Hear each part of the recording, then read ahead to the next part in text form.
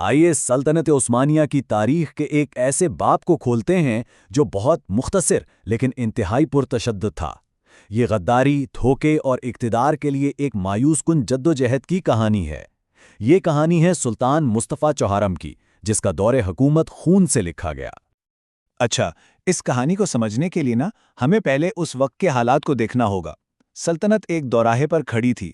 ایک طرف تھے سلطان سلیم ثالث، جو اصلاحات لا کر سلطنت کو جدید بنانا چاہتے تھے، اور دوسری طرف تھی ینیچیری، یعنی سلطنت کی سب سے طاقتور فوج، جو کسی بھی قسم کی تبدیلی کے سخت خلاف تھی اور اپنی پرانی طاقت اور روایات کو بچانا چاہتی تھی۔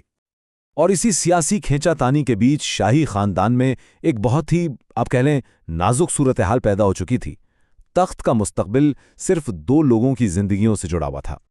تو اس پوری طاقت کی جنگ کے مرکز میں 3 بڑے اہم کردار تھے۔ پہلے تو خود سلطان سلیم ثالث جو حکومت کر رہے تھے، پھر ان کا کزن شہزادہ مصطفیٰ جو عمر میں بڑا اور تخت کا پہلا حقدار سمجھا جاتا تھا، اور تیسرے تھے مصطفیٰ کے چھوٹے بھائی شہزادہ محمود۔ اور بات صرف اتنی نہیں تھی، اس صورتحال کو اور بھی سنگین اس حقیقت نے بنا دیا تھا کہ سلطان سلیم کے بعد مصطفیٰ اور محمود ہی خاندان عثمانیہ کے آخری مرد وارث تھے، یعنی پوری سلطنت کا مستقبل ان دونوں کی زندگیوں پر منحصر تھا۔ تو اب دیکھتے ہیں کہ حالات نے کیسا پلٹا کھایا۔ ینیچیری کی بغاوت نے سیدھا سلطان سلیم ثالث کے زوال کی بنیاد رکھی اور ایک ایسے شخص کو تخت پر بٹھا دیا جس کی کسی کو امید نہیں تھی۔ دیکھیں، واقعات بہت تیزی سے پیش آئیں۔ 1807 کے شروع میں اصلاحات پر کشیدگی بڑھتی گئی۔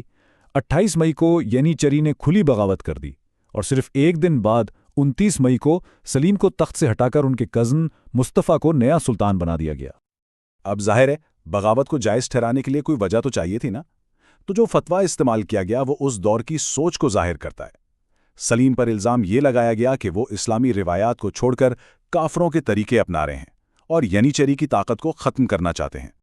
لیکن پھر ایک انتہائی عجیب، آپ کہہ لیں ناقابل یقین واقعہ پیش آیا۔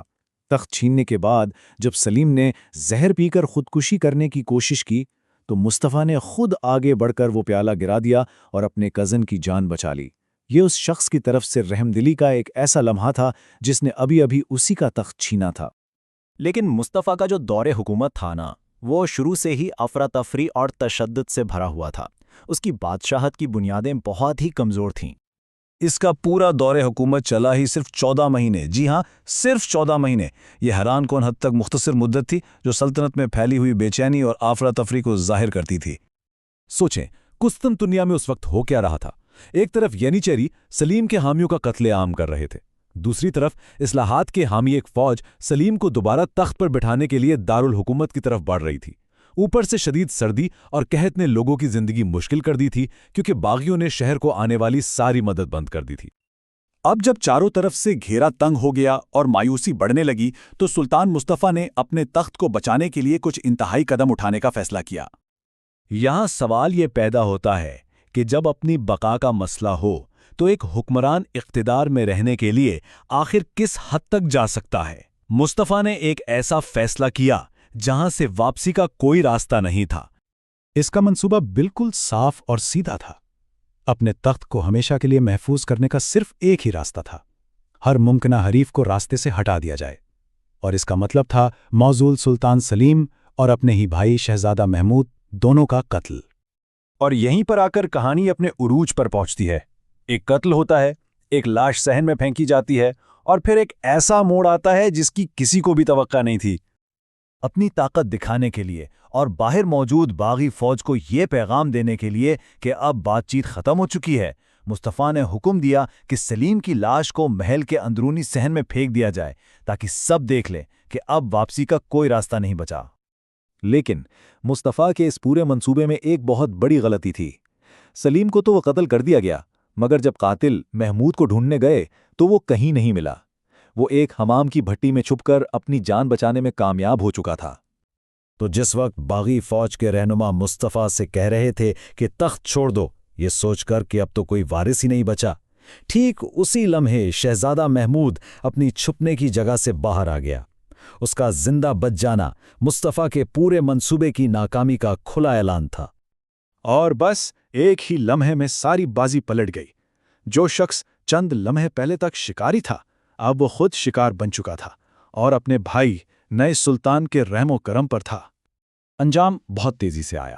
28 جولائی کو مصطفیٰ کو تخت سے ہٹا دیا گیا اور محمود دوم نئے سلطان بنے، اور پھر کچھ مہینوں بعد 16 نومبر کو محمود نے اپنے بھائی مصطفیٰ کو موت کے گھاٹ اتار دیا۔ غداری کی یہ کہانی اپنے انجام کو پہنچی۔ تو آخر میں اس پوری کہانی کا نتیجہ کیا نکلا؟ سلیم ثالث، جو اصلاحات لانا چاہتے تھے، قتل کر دیے گئے۔ مصطفیٰ چہارم، جس نے غداری سے تخت حاصل کیا تھا، خود بھی مارا گیا، اور محمود دوئم، جو موت کے منہ سے بال بال بچے، نئے سلطان بنے اور انہوں نے سلیم کی اصلاحات کو ہی آگے بڑھایا۔